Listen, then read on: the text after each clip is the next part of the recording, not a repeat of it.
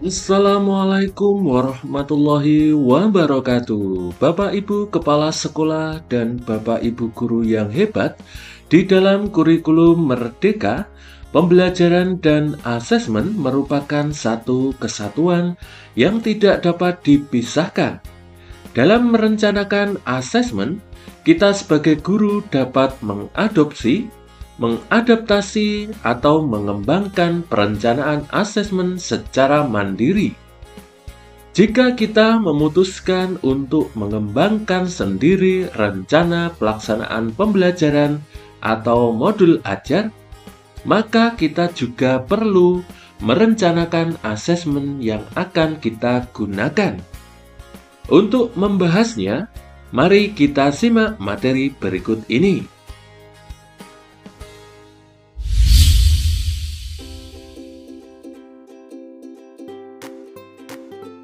Lalu, apa tujuan dilaksanakannya asesmen?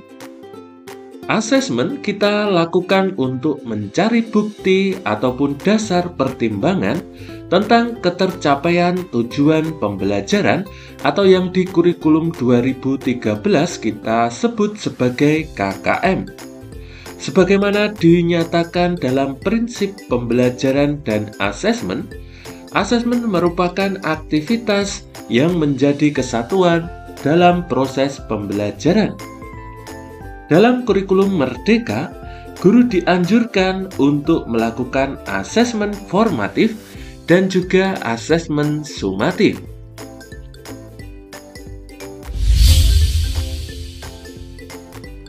Apa saja pertimbangan dalam perencanaan asesmen? Rencana asesmen kita mulai dengan merumuskan tujuan asesmen. Tujuan asesmen ini tentu berkaitan erat dengan tujuan pembelajaran yang telah kita rumuskan sebelumnya. Bapak Ibu yang kami hormati, setelah tujuan asesmen dirumuskan, kita dapat memilih atau mengembangkan instrumen asesmen sesuai dengan tujuan. Beberapa hal yang perlu diperhatikan dalam memilih dan mengembangkan instrumen asesmen antara lain karakteristik siswa, kesesuaian asesmen dengan tujuan pembelajaran, kemudahan penggunaan instrumen untuk memberikan umpan balik kepada siswa dan guru.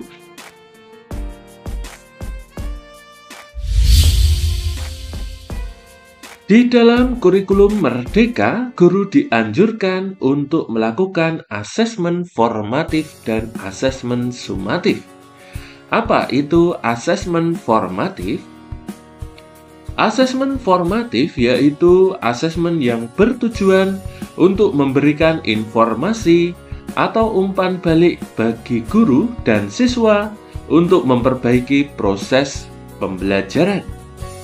Asesmen formatif ini dilakukan untuk mengidentifikasi kebutuhan belajar, hambatan, atau kesulitan yang dihadapi oleh siswa. Selanjutnya, asesmen formatif juga digunakan untuk memperoleh informasi perkembangan siswa dalam proses pembelajaran.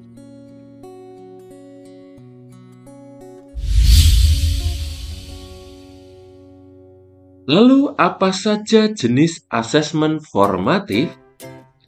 Jenis asesmen formatif yang pertama yaitu asesmen di awal pembelajaran.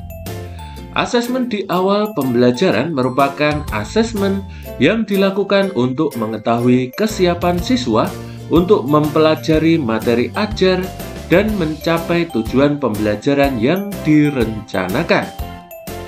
Asesmen di awal pembelajaran ini termasuk dalam kategori asesmen formatif karena ditujukan untuk kebutuhan guru dalam merancang dan menyesuaikan pembelajaran, tidak untuk keperluan penilaian hasil belajar siswa yang dilaporkan dalam rapor. Jenis asesmen formatif yang kedua yaitu asesmen formatif dalam proses pembelajaran. Asesmen formatif di dalam proses pembelajaran merupakan asesmen yang dilakukan selama proses pembelajaran untuk mengetahui perkembangan siswa dan sekaligus pemberian umpan balik yang cepat. Biasanya, asesmen ini dilakukan sepanjang atau di tengah kegiatan pembelajaran dan dapat juga dilakukan di akhir langkah pembelajaran.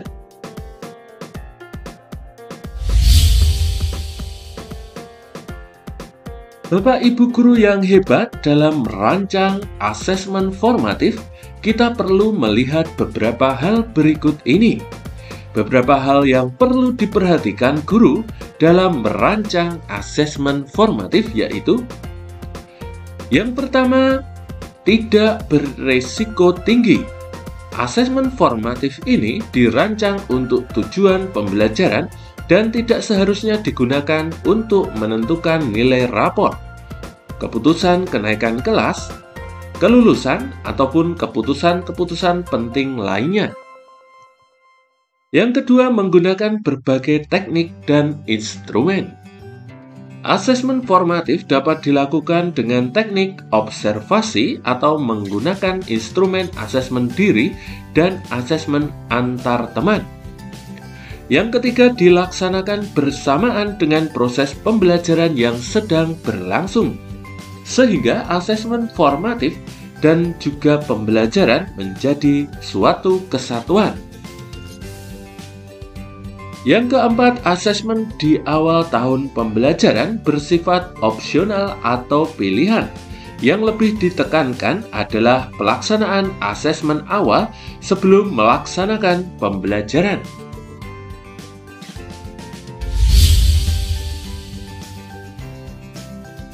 Selanjutnya, yang kelima, yaitu dapat menggunakan metode yang sederhana sehingga umpan balik hasil asesmen tersebut dapat diperoleh dengan cepat. Asesmen formatif yang dilakukan di awal pembelajaran akan memberikan informasi kepada guru tentang kesiapan belajar siswa. Berdasarkan asesmen ini, guru perlu menyesuaikan rencana pelaksanaan pembelajarannya dan membuat diferensiasi pembelajaran agar sesuai dengan kebutuhan siswa. Instrumen asesmen yang digunakan dapat memberikan informasi tentang kekuatan, hal-hal yang perlu ditingkatkan oleh siswa, dan mengungkapkan cara untuk meningkatkan kualitas tulisan, karya, atau keterampilan yang diberikan umpan balik. Dengan demikian, hasil asesmen tidak sekedar sebuah angka.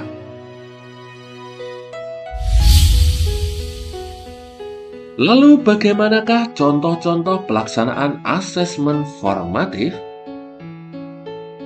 Guru merancang kegiatan permainan untuk melihat gambaran kemampuan fondasi siswa, seperti bagaimana kemampuan motorik kasar, motorik halus, kemampuan bahasa, dan komunikasi, yang kegiatan ini disarankan terutama untuk di PAUD dan juga fase A, yaitu kelas 1 dan 2 sekolah dasar. Guru memulai kegiatan tatap muka dengan memberikan pertanyaan berkaitan dengan konsep atau topik yang telah dipelajari pada pertemuan sebelumnya. Guru mengakhiri kegiatan pembelajaran di kelas dengan meminta siswa untuk menuliskan hal-hal yang berkaitan dengan konsep yang baru mereka pelajari.